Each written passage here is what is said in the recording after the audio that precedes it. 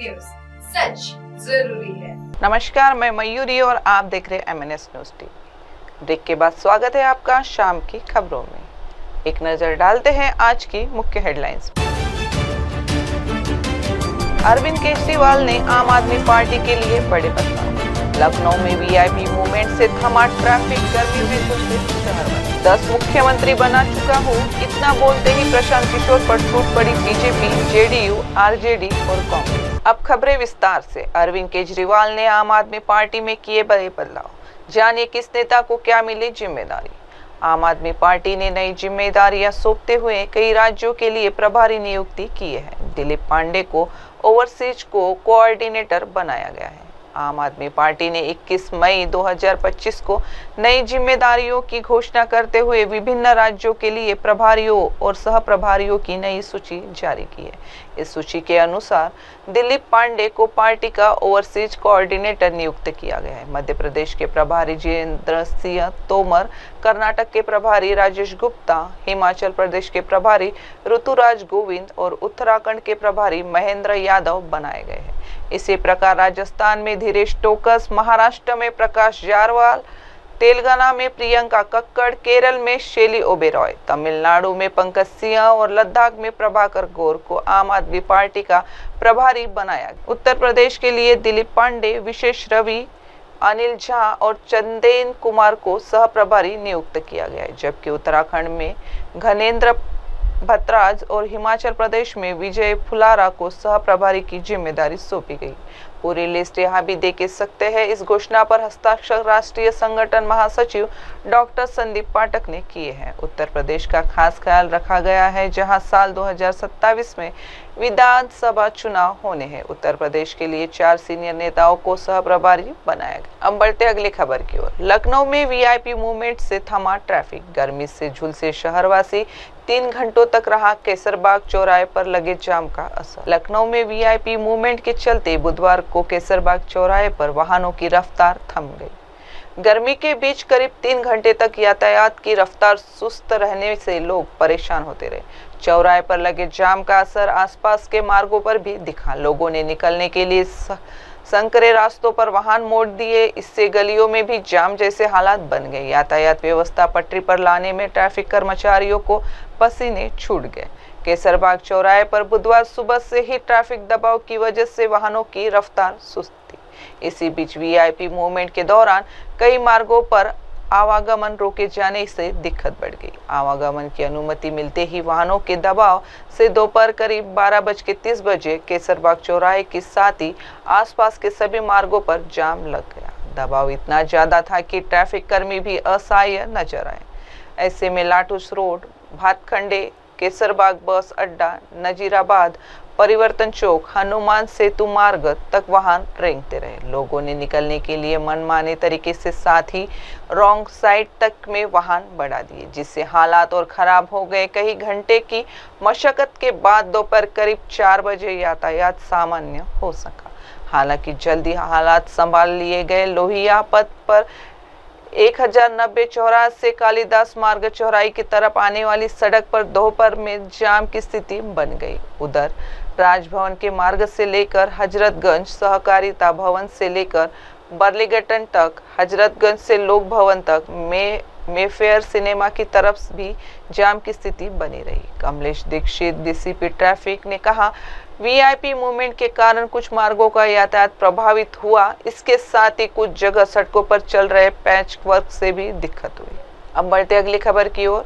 10 मुख्यमंत्री बना चुका हूँ, इतना बोलते ही प्रशांत किशोर पर टूट पड़ी BJP, JDU, RJD और कांग्रेस। जनसुराज पार्टी के संस्थापक प्रशांत किशोर ने कहा कि कुछ लोग ये कह रहे हैं कि मैं मुख्यमंत्री बनना चाहता हूँ, लेकिन मैंने 10 CM बनाने में मेहनत की है। आज मैं CM बनने के लिए नहीं, बल्कि अपने सपनों को पूरा करने के लिए जी तोड़ मेहनत कर रहा हूँ। मेरा एक सपना है, मैं बिहार का विकास तब मानूंगा जब लोग रोजगार के लिए हरियाणा और पंजाब से यहाँ आएंगे। प्रशांत किशोर ने कहा, लोग बताते हैं कि पिछले 10 बरस में हमने जिसका भी हाथ पकड़ लिया वो आज भी जीत कर राजा हो गया, लेकिन 3 बरस पहले हमने वो काम छोड़ दिया है। अब आप कहिएगा जो काम करके अब इतना पैसा नाम शोहरत कमाया है उसे छोड़कर बिहार में गली गली क्यों मारे फिर रहे। काम इसलिए छोड़ा क्योंकि 10 बरस बड़े बड़े दल और नेताओं को जीता कर दे। जैसे आप मुखिया, विधायक, सांसद को जिताते हैं, हमने 1-2 नहीं 10-10 लोगों को मुख्यमंत्री बनाकर देखा। नेता और दल के जीतने से जनता का जीवन नहीं बदलता है।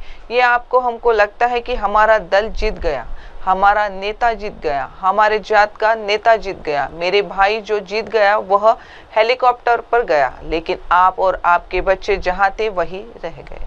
प्रशांत किशोर के इस बयान पर बीजेपी प्रवक्ता प्रभाकर मिश्रा ने कहा कि ये सब क्या कहेंगे, ये बिहार की जनता जानती है। जब आप सीएम बनाने की क्षमता रखते हैं तो खुद क्यों नहीं बने, क्योंकि किसी सदन तक नहीं पहुंच पाए। वही जेडीयू प्रवक्ता मनीष यादव ने कहा कि प्रशांत किशोर को अपनी राजनीतिक औकात मालूम है। वह जानते हैं कि बिहार में वह मुखिया भी नहीं बन सकते। उनका यही लक्ष्य है, टिकट बेचना और पैसा कमाना। आप कंफ्यूज है। बिहार में तरबूज की खेती करने पंजाब, हरियाणा और उत्तर प्रदेश से लोग आते हैं। कई विभागों में दूसरे राज्यों से आए लोग सरकारी नौकरी कर रहे हैं। थोड़ा ज्ञान बढ़ाए। वही आरजेडी प्रवक्ता मृत्युंजय तिवारी प्रशांत किशोर को लेकर कहा कि ये जो आज ज्ञान दे रहे हैं वो खुद बिहार में बीजेपी की बी टीम बनकर काम कर रहे हैं। ये जो पब्लिक है सब कुछ जानती है। वही कांग्रेस प्रवक्ता ज्ञान रंजन ने कहा कि प्रशांत किशोर को घमंड है। अरे भाई, आपने सिर्फ उन पार्टियों के लिए केवल प्रचार प्रसार और कैंपेन किया था। अब बढ़ते अगली खबर की ओर। दिल्ली एनसीआर में तूफान ने मचाई तबाही, अब तक 6 लोगों की हुई मौत। दिल्ली एनसीआर में बुधवार शाम को तेज आंधी तूफान ने आफत बनकर तबाही मचा दी। इन जानलेवा आंधी और बारिश ने 6 लोगों की जान ले ली, जबकि 11 लोग बुरी तरह घायल भी हो गए। गाजियाबाद में भी 2 लोगों की मौत अलग अलग घटनाओं में हुई। ग्रेटर नोएडा में बारिश से जुड़ी घटनाओं में 2 लोगों की जान चली गई। वही एक फ्लाइट नगर जा रही थी जो कि तूफान में फंस गई। फ्लाइट में 200 लोगों की सांस हवा में अटक गई। हालांकि इन सभी यात्रियों को बचा लिया गया। पायलट ने जैसे तैसे विमान को सुरक्षित उतार लिया, लेकिन विमान को नुकसान पहुंचा है। शाम करीब 7:50 बजे निजामुद्दीन के पास लोधी रोड फ्लाईओवर के पास बिजली का खंभा गिर गया। खंभा एक दिव्यांग व्यक्ति पर गिर गया। आनन फानन में उसे अस्पताल ले जाया गया, लेकिन डॉक्टरों ने उसे मृत घोषित कर दिया। व्यक्ति की पहचान अभी नहीं हो पाई है। एक अलग अलग घटना में उत्तर पूर्वी दिल्ली के गोकुलपुरी में एक 22 वर्षीय व्यक्ति पर पेड़ गिरने से उसकी मौत हो गई। अजहर गंभीर रूप से घायल हो गया। जब उसे अस्पताल ले जाया गया, डॉक्टर ने उसे मृत घोषित कर दिया। मुखर्जी नगर के एक पुराने ओवरब्रिज की ग्रिल का एक हिस्सा गिर गया, जिससे कम से कम 6 लोग घायल हो गए। कश्मीरी गेट इलाके में बालकनी गिरने से 55 वर्षीय एक व्यक्ति घायल हो गया। मंगोलपुरी में बालकनी गिरने से एक महिला समेत 4 लोग घायल हो गए। दिल्ली में कई जगह पावर कट हुई। दिल्ली के कई इलाकों में तूफान के कारण बिजली गुल हो गई, क्योंकि पेड़ और खंभे बिजली की लाइनों पर गिर गए। बीएसएस के प्रवक्ता ने कहा कि एहतियाती उपाय के तौर पर हमें बिजली के झटके से बचने और लोगों की सुरक्षा सुनिश्चित करने के लिए कुछ इलाकों में अस्थायी रूप से बिजली बंद करनी पड़ी। नागरिकों की सुरक्षा और भलाई हमारे लिए सर्वोच्च प्राथमिकता है। अब बढ़ते अगली खबर की ओर। यूपी पंचायत चुनाव को लेकर बड़ी तैयारी शुरू। जानिए अगले साल किस महीने में होंगे चुनाव। उत्तर प्रदेश में त्रिस्तरीय पंचायत चुनाव की तारीख का ऐलान। अभी भले ही न हुआ हो, लेकिन चुनाव का बिगुल बज गया है। पंचायत चुनाव को लेकर राज्य निर्वाचन आयोग ने अपनी तैयारियों का आगाज शुरू कर दिया है। जानकारी के मुताबिक राज्य निर्वाचन आयोग ने ई टेंडर जारी कर दिए हैं। 75 में से 67 जिलों में मतपेटियों की आपूर्ति के लिए ई टेंडर जारी किया गया है। बता दें कि प्रदेश में पंचायत चुनाव अगले साल 2026 में जनवरी और फरवरी महीने में से हो सकते हैं। दरअसल साल 2027 में उत्तर प्रदेश विधानसभा चुनाव होने हैं। इसको लेकर सभी राजनीतिक दल अपनी अपनी तैयारियों में जुटे हैं। विधानसभा चुनाव से पहले राज्य में पंचायत चुनाव होने हैं।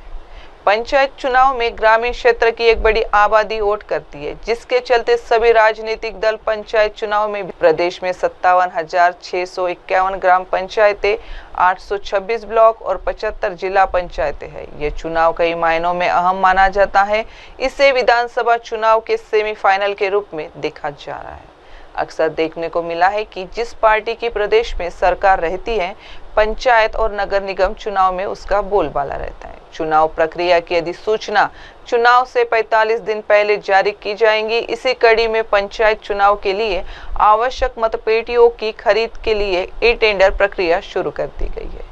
यह कार्रवाई आगामी 4 महीनों के भीतर पूरी कर ली जाएंगी। 6 जून से ई टेंडर की प्रक्रिया आरंभ होगी और 9 जून को टेंडर खोले जाएंगे। आयोग ने इस बार 75 में से 67 जिलों के लिए मतपेटियां का खरीदने की प्रक्रिया शुरू कर दी है। इसके लिए आवश्यक बजट का भी प्रबंध कर लिया गया है। आयोग का प्रयास है कि सभी तैयारियां समयबद्ध रूप से पूरी तरह की जाए ताकि चुनाव प्रक्रिया सुचारू रूप से संपन्न हो सके।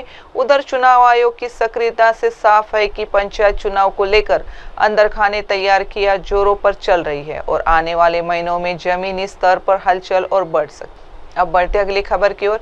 यूपी के इस रेलवे स्टेशन का महिलाएं करती है संचालित, अब आधुनिक सुविधाओं से हुआ लैस। कानपुर महानगर के लोगों के लिए एक बड़ी सौगात मिल गई है। अमृत भारत स्टेशन योजना के तहत देश भर के 103 रेलवे स्टेशन का पुनर्विकास होना था, जिसमें कानपुर महानगर का गोविंदपुरी रेलवे स्टेशन भी शामिल है। कानपुर महानगर के गोविंदपुरी रेलवे स्टेशन को अमृत भारत स्टेशन योजना के तहत पूरी तरह आधुनिक और सुविधा संपन्न बना दिया गया है। यह उत्तर प्रदेश रेलवे का पहला ऐसा स्टेशन है जिसे पूरी तरह से महिलाएं संचालित करती है। प्रधानमंत्री नरेंद्र मोदी ने आज इस स्टेशन का वर्चुअल माध्यम से लोकार्पण किया। गोविंदपुरी स्टेशन को यात्रियों के लिए एक वैकल्पिक और अत्याधुनिक स्टेशन के रूप में तैयार किया गया है। अब लोग सीधे यहीं से ट्रेन पकड़ सकेंगे। इससे कानपुर सेंट्रल स्टेशन का दबाव भी कम होगा। रेलवे विभाग ने अगले 1 साल के अंदर यहां से 100 ट्रेनों के संचालन की तैयारी की है। इन ट्रेनों की शुरुआत गोविंद नगर स्थित गोविंदपुरी स्टेशन से की जाएंगी। इस स्टेशन की सबसे खास बात यह है कि इसे पूरी तरह से महिलाओं द्वारा संचालित किया जाता है। टिकट बुकिंग से लेकर स्टेशन प्रबंधन और सुरक्षा तक सभी जिम्मेदारियां महिलाएं निभाएंगी। यह पहल नारी शक्तिकरण की दिशा में एक बड़ा कदम मानी जा रही है। गोविंदपुरी रेलवे स्टेशन को अत्याधुनिक सुविधाओं से लैस किया गया है। यहाँ यात्रियों के लिए एग्जीक्यूटिव लॉन्च, आरामदायक रेस्टोरेंट, लिफ्ट, वेटिंग रूम और अन्य सुविधा तैयार की गई है। खासकर वरिष्ठ नागरिकों, दिव्यांगजनों और महिला यात्रियों की जरूरतों को ध्यान में रखते हुए इन सुविधाओं की योजना बनाई गई है। देश भर के 103 रेलवे स्टेशनों को अमृत भारत स्टेशन योजना के तहत चुना गया है, जिनका पुनर्विकास किया जा रहा है। गोविंदपुरी स्टेशन भी उन्हीं में से एक है। इस योजना का मकसद रेलवे स्टेशनों को न केवल आधुनिक बनाना है, बल्कि यात्रियों को बेहतर अनुभव देना। इस योजना का मकसद रेलवे स्टेशनों को न केवल आधुनिक बनाना है, बल्कि यात्रियों को बेहतर अनुभव भी देना है। अब बढ़ते हैं अगली खबर की ओर। चाहत के चक्कर में 7 देशों में भटका शख्स, फिर 15 लाख में कर डाला खुद की सौदा, आखिर में हुआ खौफनाक अंजाम। अपनी चाहत के चक्कर में पंजाब का युवक ने 1-2 नहीं बल्कि 7 देशों के चक्कर लगा ली। वही जिसके भरोसे इस शख्स ने 7 देशों की यात्रा की, उसने बीच मझधार से उसे धोखा दे दिया। मंजिल के मुहाने में खड़े इस शख्स को जब सारे रास्ते बंद होते दिखे तो उसने 15 लाख रुपए खर्च कर खुद का सौदा कर डाला। हालांकि यह सब करने के बाद मंजिल तो नहीं मिली, लेकिन अंजाम जरूर खौफनाक हो गया। दरअसल यह मामला जालंधर के गुत्रा गांव में रहने वाले 27 वर्षीय पृथ्वीपाल सिंह से जुड़ा हुआ है। पृथ्वीपाल की चाहत थी कि वह अमेरिका जाकर अपनी नई जिंदगी की शुरुआत करे। अपनी इस चाहत को पूरा करने के लिए उसने अजित पाल सिंह नामक एक एजेंट से मुलाकात की। अजित पाल ने 30 लाख रुपए के बदले उसे अमेरिका भेजने का वादा कर दिया। पृथ्वीपाल से रुपए मिलने के बाद अजित पाल ने उसे दुबई भेज दिया। दुबई में करीब 1 महीना रहने के बाद उसे सर्बिया, रोमानिया और फ्रांस के रास्ते फ्रांस पहुंचा दिया गया। फ्रांस में पृथ्वीपाल और अजित पाल के बाद रुपयों को लेकर विवाद हो गया, जिसके बाद अजित पाल उसे वही छोड़कर चला गया। पृथ्वीपाल करीब 2 से 3 साल फ्रांस में ही फंसा रहा। इसी बीच पृथ्वीपाल की मुलाकात हरप्रीत सिंह नामक एक दूसरे एजेंट से हुई। हरप्रीत सिंह ने उसे 15 लाख रुपए लेकर उसे अमेरिका भेजने का भरोसा दिलाया। IGI एयरपोर्ट के additional commissioner of police Usha Ranganani के अनुसार रुपए मिलने के बाद हरप्रीत ने अपने साथियों की मदद से उसे नीदरलैंड, पनामा, निकारागुआ और ग्वाटेमाला के रास्ते मैक्सिको पहुंचा दिया। मैक्सिको में उसके पासपोर्ट फर्जी वीजा चिपकाया दिया गया।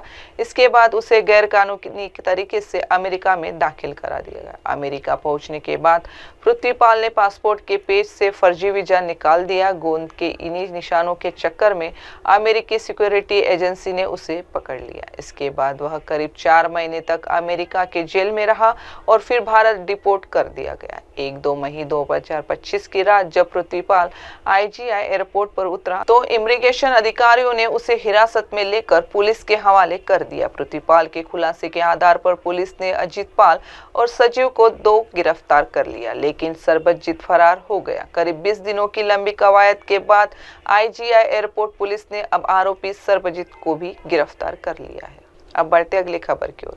मोदी का दिमाग ठंडा लेकिन खून गर्म, अब तो मेरी नसों में सिंदूर बह रहा, पाकिस्तान सीमा पर PM। प्रधानमंत्री नरेंद्र मोदी ने ऑपरेशन सिंदूर के बीच गुरुवार को एक बार फिर पाकिस्तान को आतंकवाद को लेकर चेतावनी दी। PM मोदी ने पाकिस्तान सीमा के बेहद नजदीक बीकानेर में गरजते हुए साफ कर दिया कि आतंकवादी हमला हुआ तो करारा जवाब दिया जाएगा। समय और तरीका सेना तय करेंगी। PM मोदी ने कहा कि उनका दिमाग ठंडा और पर खून गर्म है और अब उनकी नसों में सिंदूर बह रहा है। प्रधानमंत्री ने कहा कि पाकिस्तान कभी भारत से सीधी लड़ाई नहीं जीत सकता, इसलिए आतंकवाद का सहारा लेता है। PM मोदी ने कहा, पाकिस्तान भारत से कभी सीधी लड़ाई जीत ही नहीं सकता है। जब भी वो होती है पाकिस्तान को मुंह की खानी पड़ती है। इसलिए पाकिस्तान ने आतंकवाद को भारत के खिलाफ लड़ाई का हथियार बनाया है। आजादी के बाद पिछले कई दशकों से यही चला आ रहा था। पाकिस्तान आतंकवाद फैलाता था, निर्दोष लोगों की हत्या करता था, भारत में डर का माहौल बना रहा था। लेकिन पाकिस्तान एक बात भूल गया, अब मां भारती का सेवक मोदी यहाँ सीना तानकर खड़ा है। PM मोदी ने कहा, मोदी का दिमाग ठंडा है, ठंडा रहता है, लेकिन मोदी का लहू गर्म होता है। अब तो मोदी की नसों में लहू नहीं गर्म सिंदूर बह रहा है। अब भारत ने साफ कर दिया है कि हर आतंकी हमले की पाकिस्तान को भारी कीमत चुकानी पड़ेगी और यह कीमत पाकिस्तान की सेना चुकाएगी, पाकिस्तान की अर्थव्यवस्था चुकाएगी। PM मोदी ने कहा कि पाकिस्तान के साथ अब ना ट्रेड होंगी और ना टॉक होगी। अगर बातचीत होंगी तो सिर्फ उसके कब्जे वाले कश्मीर को लेकर होंगी। राजस्थान में बीकानेर आए प्रधानमंत्री मोदी ने भारतीय सेना की ओर से पाकिस्तान में आतंकवादियों और उनके ठिकानों के खिलाफ चलाए गए ऑपरेशन सिंदूर का जिक्र करते हुए कहा, हमारी सरकार ने तीनों सेनाओं को खुली छूट दे दी थी और तीनों सेनाओं ने ऐसा चक्रव्यूह रचा कि पाकिस्तान को घुटने टेकने के लिए मजबूर कर दिया। उन्होंने कहा कि दुनिया ने और देश को दुश्मनों ने भी देख लिया कि जब सिंदूर बारूद बन जाता है तो नतीजा क्या होता है। PM मोदी ने साफ किया कि भारत अब आतंकवाद और पाकिस्तान की सरकार को अलग अलग करके ही नहीं देखेगी। PM ने कहा कि हर आतंकवाद हमले को पाकिस्तान को भारी कीमत चुकानी होगी। अब बढ़ते अगली खबर की ओर। अंतर्राष्ट्रीय जैव विविधता दिवस पर CM योगी ने कहा, जीवित रहना है तो संसार के बारे में सोचें। अंतर्राष्ट्रीय जैव विविधता दिवस पर गुरुवार को यूपी में लखनऊ के इंदिरा गांधी प्रतिष्ठान ने संगोष्ठी का आयोजन हुआ। संगोष्ठी में मुख्य अतिथि मुख्यमंत्री योगी आदित्यनाथ रहे। वन मंत्री अरुण सक्सेना के अलावा विभाग के राज्य मंत्री KP मलिक भी इस अवसर पर उपस्थित रहे।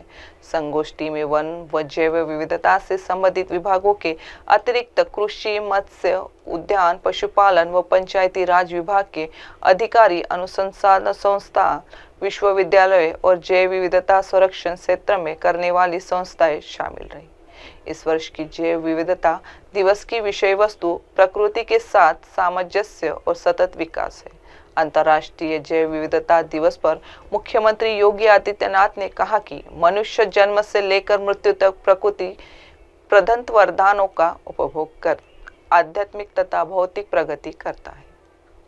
प्रकृति से प्राप्त लाभों की निरंतरता बनाए व बचाए रखने हेतु विद्यमान प्राकृतिक संसाधनों की सुरक्षा तथा प्रकृति मित्र जीवन शैली अपनाकर इन संसाधनों का विस्तार करना प्रत्येक व्यक्ति का संवैधानिक, नैतिक, सांस्कृतिक एवं सामाजिक दायित्व है।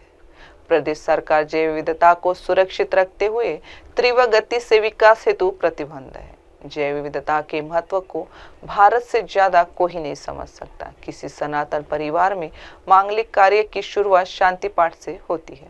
यह अपने लिए नहीं होता बल्कि पूरे संसार के कल्याण की कामना के साथ मांगलिक कार्य शुरू होता है। ये वेद की शुक्ति के साथ शुरू होता है। अगर मनुष्य को जीवित रहना है तो संसार के बारे में सोचना होगा। वेदों में कहा गया है कि धरती हमारी माता है और हम इसके बेटे हैं। सीएम योगी ने कहा कि हमें विकास का ऐसा मॉडल अपनाना चाहिए जो कि आत्मघाती न हो। प्रकृति और पुरुष का समन्वित रूप ही पर्यावरण है। प्राचीन काल में हर गांव में खलिहान की भूमि होती थी। लोग खेत में आग नहीं लगाते थे, पराली पे आग नहीं लगाते थे। गांव में खाद का खड्डू होता था, कंपोस्ट के रूप में उसका इस्तेमाल होता था। हर गांव में तालाब था, उसे गंदा नहीं करते थे। अब वक्त हो चुका है एक छोटे से ब्रेक का। जुड़े रहिए MNS न्यूज के साथ। नमस्कार, मैं हूं Abhishek Bachchan. Keep watching MNS news. आप देख रहे हैं MNS न्यूज, सच जरूरी।